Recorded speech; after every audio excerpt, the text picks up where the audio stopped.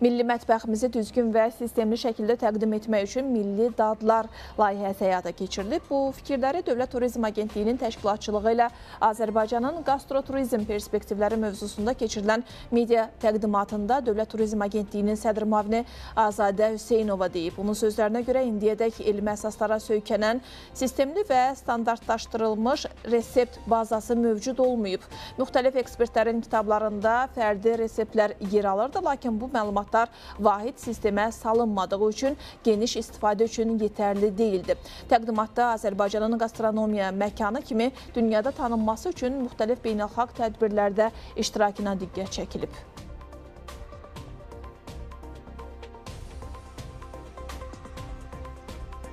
Azərbaycanın milli komandası formalaşdırılıb ki, hansı ki ölkəmizi müxtəlif beynəlxalq kulinariya yarışlarında təmsil etmək bacarığına malik komandalar yetişdirilib və onlar bir neçə dənə yarışa gedib və çox yaxşı nəticələr əldə ediblər. Yerli turizmə yönəlik, yəni regionlardakı qastronomiya imkanlarımızın təbliğinə yönəlik yerli festivallar keçirilib, xüsusilə də işğaldan azad olunmuş ərazilərdə.